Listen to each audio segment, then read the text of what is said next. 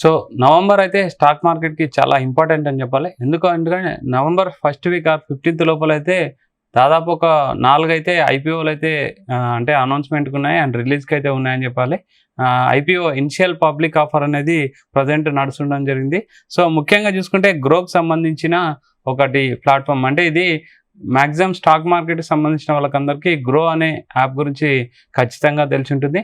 So grow అనే app కూడా ఇప్పుడు ఐపీఓకి అయితే లిస్టింగ్ అవ్వడం జరుగుతుంది. ముఖ్యంగా నవంబర్ 4 నుంచి నవంబర్ 7 వరకు అయితే ప్రజెంట్ అందుబాటులో ఉంది. అండ్ ప్రైస్ బ్రాండ్ వచ్చేసి 95 నుంచి 100 వరకు అయితే ప్రజెంట్ నిర్ణయించడం జరిగింది.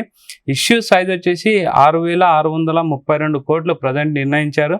అండ్ ముఖ్యంగా చెప్పాలంటే గ్రో అనేది ఆన్లైన్ ఇన్వెస్ట్మెంట్ యాప్. అంటే ఇప్పుడు బాగా ట్రెండింగ్లో ఉన్న యాప్. సో ఇన్వెస్టర్లు కూడా చాలామంది ఈ యాప్ గురించి అయితే అంటే బై చేయాలనేది చాలామంది ఉత్సాహంగా కనిపిస్తున్నట్టయితే ప్రజెంట్ తెలియడం జరిగింది. ఫిన్టెక్ రంగంపై అయితే ఇన్వెస్టర్లు ఈ యాప్ పైన అయితే బాగా ఆసక్తిగా ఉండడం అయితే మనం గమనించవచ్చు అని ఎక్స్పర్ట్ చెప్తున్నారు.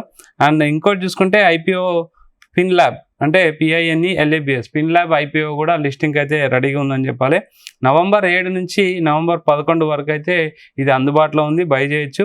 ఇష్యూ సైజ్ వచ్చేసి అయితే ఇంకా కరెక్ట్ సైజ్ అయితే వాళ్ళదు అంటే ఇష్యూ సైజ్ని అయితే పబ్లిక్గా వాళ్ళు పెట్టడం లేదు.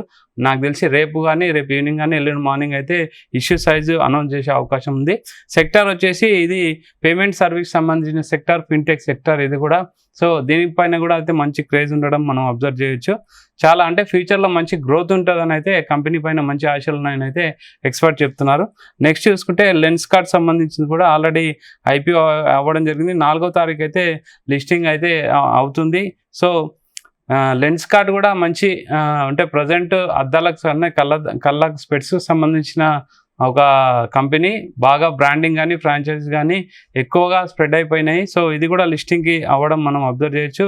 ఇష్యూ సైజ్ వచ్చేసి 8,000 కోట్లు. దీనిపైన అయితే అంటే ఉమ్మడి రెస్పాన్స్ ఉందని చెప్పాలి. ముఖ్యంగా కొందరైతే ఈ ఇష్యూ తీసుకోవచ్చు అని కొందరు అంటున్నారు. ఐపీఓ కొందరు మాత్రం ఇది తీసుకోవద్దని అయితే చాలామంది రిఫర్ చేస్తున్నారు. ముఖ్యంగా అంటే లాస్ట్ 4 months బ్యాక్ వాళ్ళు అనౌన్స్ చేసిన దాని ప్రకారం అండ్ ఇప్పుడు వాళ్ళు ఇష్యూ సైజు చూపించిన ప్రకారం అయితే రెండింటికి పొంతన లేదు. కాబట్టి 8,000 కోట్లు ఒక 2-3 monthsలో ఎలా ఇష్యూ సైజ్ పెరుగుతుందని అయితే చాలామంది అభిప్రాయపడడం జరిగింది. సో ఈ లెన్స్ కార్డ్ పైన అయితే భిన్న అభిప్రాయాలు ఉన్నాయి. చూడాలి అది ఏ విధంగా లిస్టింగ్ అవుతుంది అనేది. తర్వాత శ్రీజీ గ్లోబల్ FMCG లిమిటెడ్ కూడా ఐపీఓకి అయితే ఈ నవంబర్లోనే వస్తుందని చెప్పాలి. ముఖ్యంగా నవంబర్ 4 నుంచి 7 వరకు అయితే ఇది మనకు అందుబాటులో ఉంటుంది.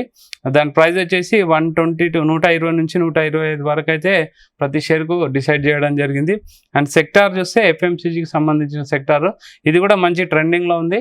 చాలామంది ఇన్వెస్ట్మెంట్ సైడ్ వెళ్ళారు. అండ్ శ్రీజీ ఫుడ్స్ అనేటివి చాలా రోజుల నుంచి కొన్ని ఇయర్స్ నుంచి అయితే ప్రజెంట్ ఇది మార్కెట్లో ఉండడం జరిగింది. దీనిపైన అయితే చాలామంది ఇన్వెస్టర్లు అయితే మంచి ఇంట్రెస్ట్ ఉందని చెప్పాలి. సో ఈ విధంగా ఇష్యూ సైజుని చూసుకుంటే ఇంచుమించు ఇది కూడా 8,000 కోట్ల పైగా ఇష్యూ సైజ్ ఉండొచ్చు అనేసి అంచనా వేయడం జరుగుతుంది. ఇది చాలా పెద్ద సంస్థ. ఇది కూడా ఐపీఓకి అయితే రిలీజ్కి రెడీగా ఉంది.